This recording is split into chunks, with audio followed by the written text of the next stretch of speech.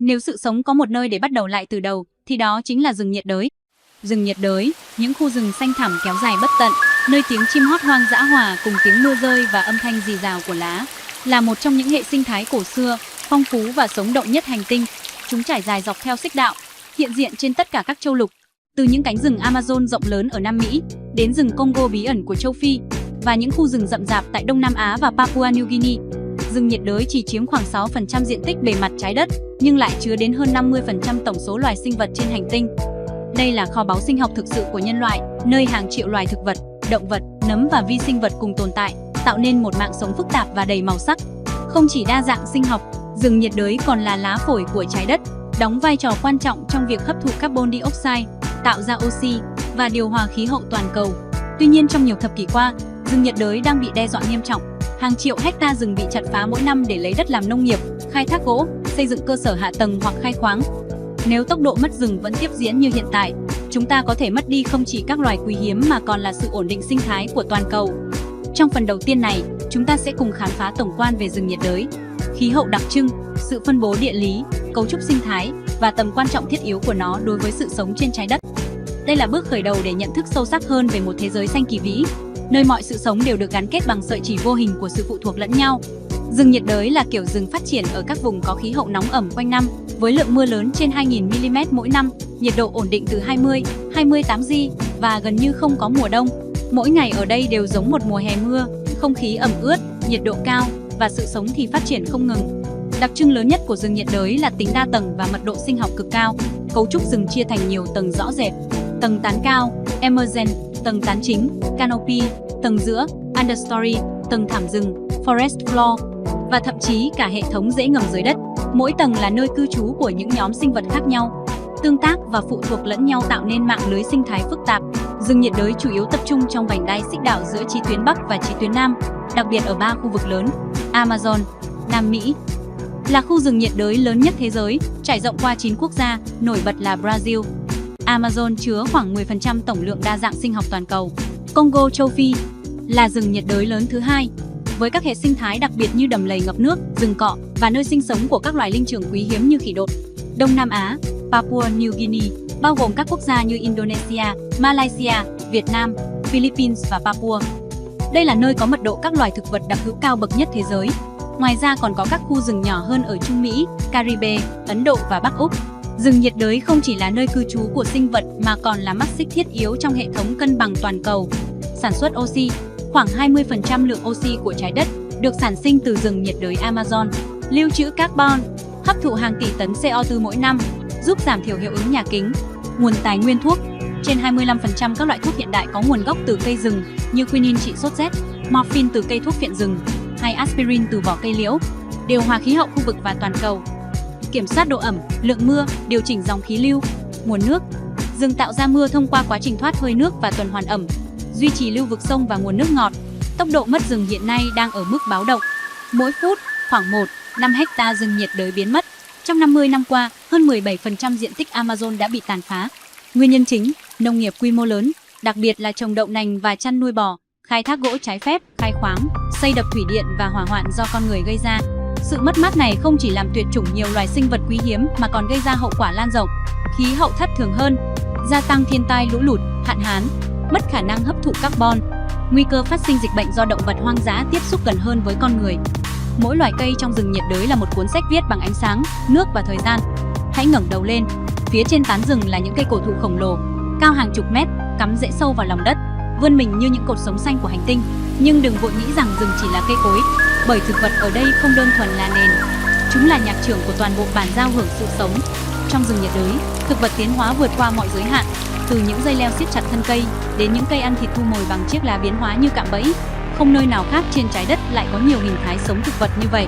Ở tầng cao nhất, tầng vươn vượt, là những cây khổng lồ như dầu dái, kapok hay dipterocarp. Chúng không chỉ che mát mặt đất mà còn là nơi trú ngụ cho hàng trăm loài chim, dơi và côn trùng. Mỗi cây là một chung cư sinh học. Xuống một chút là tầng tán chính, nơi ánh sáng lọt qua như tấm rèm xanh mềm mại.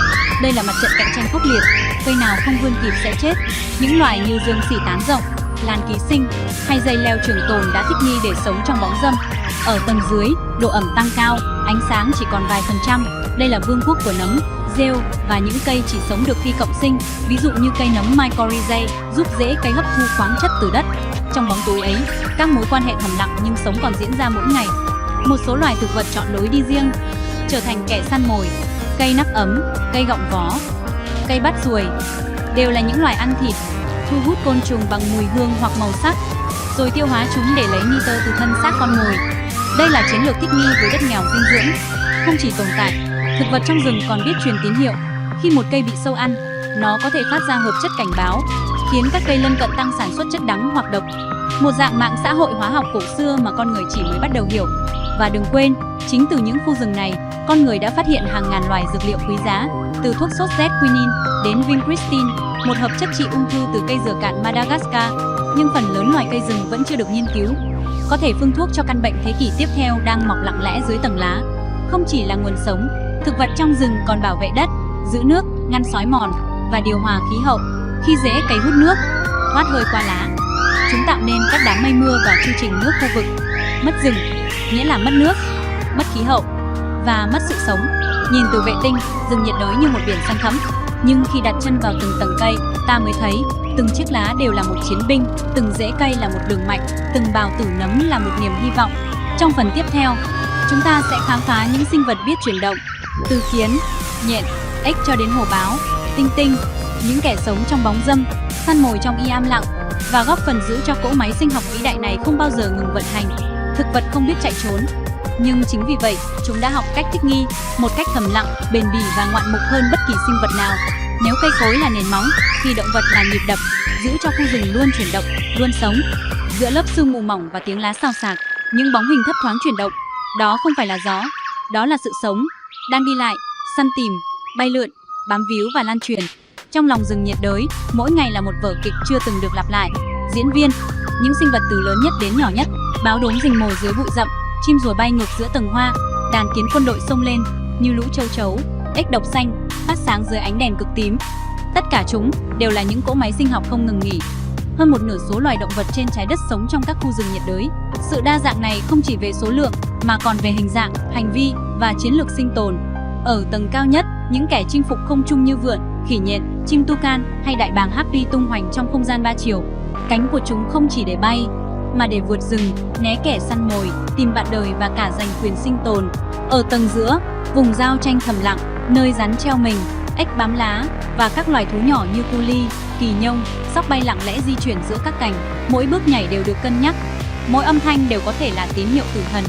Dưới đất là thế giới của chiến thuật, báo đốm với bộ lông vằn hòa lẫn vào bóng tối. Cá sấu cayman nằm im dưới lớp bùn đợi con mồi sơ hở. Tê tê cuộn tròn như quả bóng gai khi bị đe dọa. Trong khu rừng này, sống sót không phải là sức mạnh mà là khả năng thích nghi. Và dưới mặt đất nữa, trong lớp lá mục, rễ cây và hốc đá, là đế chế của côn trùng. Đàn kiến quân đội lên đến hàng triệu con, di chuyển như dòng sông hung hãn. Bọ hung, bướm, nhện, ve sầu, ong. Chúng vừa là kẻ dọn rác, vừa là mối nối dinh dưỡng, vừa là chiến binh thụ phấn cho rừng. Mỗi loài một nhiệm vụ, một vai trò trong bản hòa tấu rừng xanh. Kiến gieo mầm, chim thụ phấn, rơi phát tán hạt. Các loài động vật không chỉ sống trong rừng, chúng giúp rừng sống tiếp. Nhiều loài trong số đó còn ẩn chứa những khả năng kỳ lạ. Cá biết leo cây, ếch kêu như tiếng chim, bướm có vảy cánh phản quang, hoặc rơi phát ra sóng siêu âm để định vị con mồi trong đêm đen như mực. Nhưng rừng không chỉ là sân khấu của sự sống, mà còn là chiến trường của những loài bị đẩy đến bờ tuyệt chủng. Hổ Malayan, khỉ đột lưng bạc, cá heo sông Amazon, chim mỏ rộng quý hiếm. Nhiều loài trong số này chỉ còn vài trăm cá thể trong tự nhiên. Chúng biến mất không chỉ vì săn bắt, mà vì ngôi nhà của chúng. Khu rừng đang dần bị xóa khỏi bản đồ. Từ tổ kiến đến tán cây, từ lớp đất đến lưng trời, các loài động vật trong rừng nhiệt đới là minh chứng cho sự thích nghi kỳ diệu. Chúng là động lực, là nhịp tim, là dòng máu khiến rừng không bao giờ trở thành một cánh đồng chết. Nếu cây là linh hồn, thì động vật là tiếng nói. Và tiếng nói ấy đang yếu dần. Câu hỏi đặt ra, ta có sẵn sàng lắng nghe? Trong phần cuối cùng, chúng ta sẽ chạm đến mối liên hệ mong manh nhưng sâu sắc giữa con người và khu rừng, những cư dân bản địa, những nhà nghiên cứu và những nỗ lực cuối cùng để bảo vệ nơi từng là nôi sinh của sự sống. Khi con người quên mất cách sống hòa cùng thiên nhiên, khu rừng bắt đầu lặng lẽ biến mất và cùng nó là chính chúng ta. Rừng không chỉ là nhà của chim thú hay cây cối, rừng cũng từng là nhà của con người. Hàng ngàn năm trước, tổ tiên chúng ta đã sống giữa rừng, săn bắt, hái lượm, dựng nhà bằng gỗ, nấu ăn bằng lá và chữa bệnh bằng rễ cây. Những cộng đồng bản địa vẫn còn đó, người Yanomami ở Amazon, người Dayak ở Borneo, người Buti trong rừng Congo. Họ không chinh phục thiên nhiên mà sống cùng với nó. Họ biết rừng bằng giác quan, bằng ký ức truyền đời. Họ gọi tên từng loài cây, phân biệt từng loại nấm, cảm nhận mùi đất để đoán mưa về. Với họ, rừng không phải là tài nguyên, mà là người bà, người mẹ, người thầy. Nhưng thế giới đã đổi thay, các cỗ máy công nghiệp, các tập đoàn nông nghiệp, các tuyến đường cao tốc dần xẻ đôi khu rừng thành những mảnh vỡ. Rừng bị đốn hạ để lấy gỗ quý, bị đốt cháy để trồng đậu nành, bị lấn chiếm để khai thác vàng. Mỗi hecta rừng biến mất không chỉ là mất cây, mà là mất môi trường sống của hàng trăm loài. Mất rừng nghĩa là mất nước, mất khí hậu và mất chính nền văn hóa bản địa. Biến đổi khí hậu mà rừng từng giúp kiềm chế, giờ quay lại phá hoại chính rừng. Nắng hạn làm khô kiệt lớp đất mùn, cháy rừng lan nhanh hơn, sâu bệnh tràn lan. Vòng xoáy phá hủy này đang đẩy hệ sinh thái vào trạng thái mất kiểm soát, nhưng vẫn còn hy vọng. Trên khắp thế giới, những nỗ lực bảo vệ rừng đang âm thầm lớn dần. Các khu bảo tồn quốc gia, các công viên sinh học, các sáng kiến giảm phát thải từ mất rừng đang giúp giữ lại những mảnh rừng cuối cùng. Công nghệ vệ tinh giúp theo dõi nạn phá rừng theo thời gian thực. Trí tuệ nhân tạo được dùng để phân tích âm thanh trong rừng, xác định vùng có săn bắt trái phép. Và quan trọng nhất, cộng đồng bản địa được công nhận vai trò như những người bảo vệ rừng hiệu quả nhất. Chúng ta cũng có thể góp phần bằng cách tiêu dùng có trách nhiệm, hạn chế sản phẩm phá rừng, hỗ trợ các tổ chức bảo tồn và trên hết, giáo dục thế hệ tiếp theo hiểu rằng thiên nhiên không phải là thứ để kiểm soát, mà là điều cần gìn giữ. Rừng có thể sống mà không có loài người, nhưng loài người không thể tồn tại nếu không có rừng. Trong 4 phần của hành trình này, chúng ta đã bước qua những tán cây cao vút, lắng nghe tiếng động vật gọi nhau trong bóng đêm, khám phá những cơ chế tiến hóa tinh vi của loài cây và đối diện với những mất mát do chính con người gây ra. Rừng nhiệt đới không chỉ là nơi đẹp nhất, mà còn là nơi cần chúng ta nhất.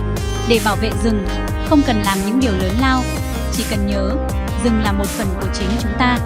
Nếu thấy hay thì cùng chia sẻ video với mọi người nhé. Cảm ơn các bạn đã theo dõi video. Rất mong được sự đóng góp chân thành của quý vị khán giả. Hãy động viên chúng tôi để chúng tôi có động lực hơn.